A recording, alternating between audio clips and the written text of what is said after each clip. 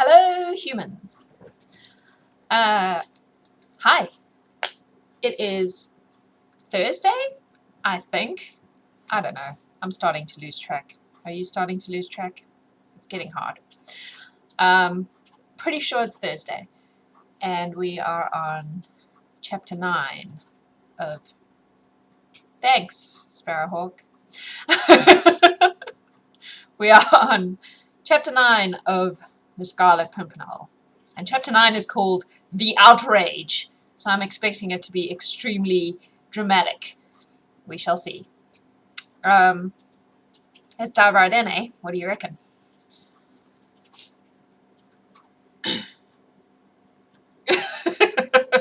I have some actual pearls I can lend you, my dear, if you would like some actual pearls to clutch. Yeah. Okay, let's go. Chapter 9, The Outrage. A beautiful starlit night had followed on the day of incessant rain. A cool, balmy, late summer's night, essentially English in its suggestion of moisture and scent of wet earth and dripping leaves. The magnificent coach, drawn by 4 of the finest thoroughbreds in England, had driven off along the London road, with Sir Percy Blakeney on the box holding the reins in his slender feminine hands, and beside him Lady Blakeney wrapped in costly furs. A 50-mile drive on a starlit summer's night. Marguerite had hailed the notion of it with delight. Sir Percy was an enthusiastic whip. His 4 thoroughbreds, which had been sent down to Dover a couple of days before, were just sufficiently fresh and restive to add zest to the expedition, and Marguerite revelled in anticipation of the few hours of solitude. With the soft night breeze fanning her cheeks, her thoughts wandering whither away, she knew from old experience that Sir Percy would speak little, if at all. He had often driven her on his beautiful coach for hours at night, from point to point, without making more than 1 or 2 casual remarks upon the weather, or the state of the roads. He was very fond of driving by night, and she had very quickly adopted his fancy. As she sat next to him, hour after hour, admiring the dexterous, certain way in which he handled the reins, she often wondered what went on in that slow-going head of his. He never told her, and she had never cared to ask. At the Fisherman's Rest, Mr. Jellyband was going the round, putting out the lights. His bar customers had all gone, but upstairs in the snug little bedrooms, Mr. Jellyband had quite a few important guests. The Comtesse de Tournay with Suzanne and the Vicomte, and there were 2 more bedrooms ready for Sir Andrew Ffoulkes and Lord Anthony Dewist, if the 2 young men should elect to honour the ancient hostelry and stay the night. For the moment, these 2 young gallants were comfortably installed in the coffee-room before the huge log fire, which, in spite of the mildness of the evening, had been allowed to burn merrily. "I say, Jelly, has everyone gone?" asked Lord Tony, as the worthy landlord still busied himself clearing away glasses and mugs. "Everyone, as you see, my lord. And all your servants gone to bed. All except the boy on duty in the bar. And," added Mr. Jellyband with a laugh, "I expect he'll be asleep before long, the rascal. Then we can talk here undisturbed for half an hour." "At your service, my lord. I'll leave your candles on the dresser, and your rooms are quite ready. I sleep at the top of the house myself, but if your lordship will only call loudly enough, I dare say I shall hear." "All right, Jelly. And, I say, put the lamp out. The fire'll give us all the light we need, and we don't want to attract the passer-by." "All right, my lord." Mr. Jellyband did as he was bid. He turned out the quaint old lamp that hung from the raftered ceiling, and blew out all the candles. "Let's have a bottle of wine, Jelly," suggested Sir Andrew. "All right, sir." Jellyband went off to fetch the wine. The room now was quite dark, save for the circle of ruddy and fitful light, formed by the brightly blazing logs on the hearth. "Is that all, gentlemen?" asked Jellyband, as he returned with a bottle of wine and a couple of glasses, which he placed on the table. "That'll do nicely, thanks, Jelly," said Lord Tony. "Good night, my lord." "Good night, sir." "Good night, Jelly." The 2 young men listened, whilst the heavy tread of Mr. Jellyband was heard echoing along the passage and staircase. Presently even that sound died out, and the whole of the Fisherman's Rest seemed wrapped in sleep, save the 2 young men drinking in silence beside the hearth. For a while no sound was heard, even in the coffee-room, save the ticking of the old grandfather's clock, and the crackling of the burning wood. "All right again this time, folks?" asked Lord Antony at last. Sir Andrew had been dreaming, evidently, gazing into the fire and seeing therein, no doubt, a pretty piquant face with large brown eyes and a wealth of dark curls around a childish forehead. "Yes," he said, still musing. "All right. No hitch?" "None." Lord Antony laughed pleasantly as he poured himself out another glass of wine. "I need not ask, I suppose, whether you found the journey pleasant this time?" "No, friend, you need not ask," replied Sir Andrew gaily. "It was all right." "Then here's to her very good health," said jovial Lord Tony. "She's a bonny lass, though she is a French one. And here's to your courtship. May it flourish and prosper exceedingly." He drained his glass to the last drop, then joined his friend beside the hearth. "Well, you'll be doing the journey next, Tony, I expect," said Sir Andrew, rousing himself from his meditations. "You and Hastings, certainly. And I hope you may have as pleasant a task as I had, and as charming a travelling companion. You have no idea, Tony."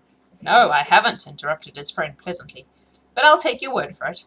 And now," he added, whilst a sudden earnestness crept over his jovial young face, "how about business?"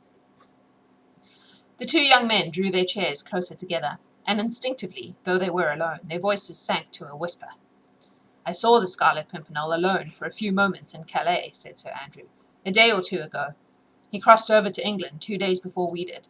He had escorted the party all the way from Paris, dressed, you'll never credit it, as an old market woman, and driving, until they were safely out of the city, the covered cart, under which the Comtesse de Tournay, Mademoiselle Suzanne, and the Vicomte lay, concealed among the turnips and cabbages. They themselves, of course, never suspected who their driver was. He drove them right through a line of soldiery and a yelling mob, who were screaming, 'A bas les aristos!' But the market cart got through, along with some others, and the Scarlet Pimpernel in shawl, petticoat, and hood yelled, 'A bas les aristos!' louder than anybody. Faith," added the young man, as his eyes glowed with enthusiasm for the beloved leader, "that man's a marvel. His cheek is preposterous, I vow, and that's what carries him through." Lord Antony, whose vocabulary was more limited than that of his friend, could only find an oath or two with which to show his admiration for his leader. "He wants you and Hastings to meet him at Calais," said Sir Andrew more quietly, "on the 2nd of next month. Let me see, that will be next Wednesday. Yes, it is, of course, the case of the Comte de Tournay this time. A dangerous task. For the Comte, whose escape from his chateau after he had been declared a suspect by the Committee of Public Safety was a masterpiece of the Scarlet Pimpernel's ingenuity, is now under sentence of death. It will be rare sport to get him out of France, and you will have a narrow escape if you get through at all. Saint-Just has actually gone to meet him. Of course, no one suspects Saint-Just as yet. But after that, to get them both out of the country, in faith, 'twill be a tough job, and tax even the ingenuity of our chief. I hope I may yet have orders to be of the party. Have you any special instructions for me?" "Yes, rather more precise ones than usual. It appears that the Republican government have sent an accredited agent over to England, a man named Chauvelin, who is said to be terribly bitter against our League and determined to discover the identity of our leader, so that he may have him kidnapped the next time he attempts to set foot in France. This Chauvelin has brought a whole army of spies with him, and until the chief has sampled the lot, he thinks we should meet as seldom as possible on the business of the League, and on no account should talk to each other in public places for a time. When he wants to speak to us, he will contrive to let us know." The two young men were both bending over the fire, for the blaze had died down, and only a red glow from the dying embers cast a lurid light on a narrow semicircle in front of the hearth. The rest of the room lay buried in complete gloom. Sir Andrew had taken a pocket-book from his pocket, and drawn therefrom a paper which he unfolded, and together they tried to read it by the dim red firelight. So intent were they upon this, so wrapped up in the cause, the business they had so much at heart, so precious was this document, which came from the very hand of their adored leader, that they had eyes and ears only for that. They lost count of the sounds around them, of the dropping of the crisp ash from the grate, of the monotonous ticking of the clock, of the soft, almost imperceptible rustle of something on the floor close beside them. A figure had emerged from under one of the benches. With snake-like, noiseless movements it crept closer and closer to the two young men, not breathing, only gliding along the floor in the inky blackness of the room. "You are to read these instructions and commit them to memory," said Sir Andrew, "and then destroy them." He was about to replace the letter-case into his pocket, when a tiny slip of paper fluttered from it and fell to the floor. Lord Antony stooped and picked it up. "What's that?" he asked. "I don't know," replied Sir Andrew. "It dropped out of your pocket just now. It certainly did not seem to be with the other paper." "Strange. I wonder when it got there. It is from the chief," he added, glancing at the paper. Both stooped to try and decipher this last tiny scrap of paper on which a few words had been hastily scrawled, when suddenly a slight noise attracted their attention, which seemed to come from the passage beyond. "What's that?" said both instinctively. Lord Antony crossed the room towards the door, which he threw open quickly and suddenly. At that very moment he received a stunning blow between the eyes, which threw him back violently into the room. Simultaneously, the crouching, snake-like figure in the gloom had jumped up and hurled itself from behind upon the unsuspecting Sir Andrew, felling him to the ground. All this occurred within the short space of 2 or 3 seconds, and before either Lord Antony or Sir Andrew had time or chance to utter a cry, or to make the faintest struggle. They were each seized by 2 men. A muffler was quickly tied around the mouth of each, and they were pinioned to one another, back to back, their arms, hands, and legs securely fastened. One man had in the meanwhile quietly shut the door. He wore a mask and now stood motionless while the others completed their work. "All safe, citoyen," said one of the men, as he took a final survey of the bonds which secured the 2 young men. "Good," replied the man at the door. "Now search their pockets and give me all the papers you find." This was promptly and quietly done. The masked man, having taken possession of all the papers, listened for a moment or two if there were any sound within the Fisherman's Rest. Evidently satisfied that this dastardly outrage had remained unheard, he once more opened the door and pointed peremptorily down the passage. The 4 men lifted Sir Andrew and Lord Antony from the ground, and as quietly, as noiselessly as they had come, they bore the 2 pinioned young gallants out of the inn and along the Dover road into the gloom beyond. In the coffee-room, the masked leader of this daring attempt was quickly glancing through the stolen papers. "Not a bad day's work on the whole," he muttered, as he quietly took off his mask and his pale fox-like eyes glittered in the red glow of the fire. "Not a bad day's work." He opened 1 or 2 more letters from Sir Andrew Ffoulkes' pocket-book, noted the tiny scrap of paper, which the 2 young men had only just had time to read. But one letter, especially, signed Armand St. Just, seemed to give him strange satisfaction. "Armand St. Just, a traitor after all," he murmured.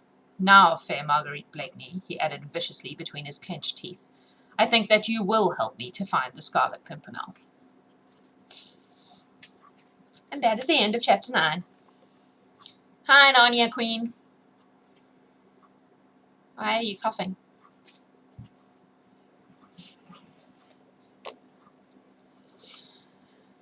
That is chapter 9. It was very exciting. I'm kind of glad we've gotten past the bit where they all just stand around moping about things and, we're getting to the action stuff. It's much more fun. I'm gonna go away now. You all have an excellent afternoon, or evening, or morning, or whatever it is, wherever you are. And it is getting good, right?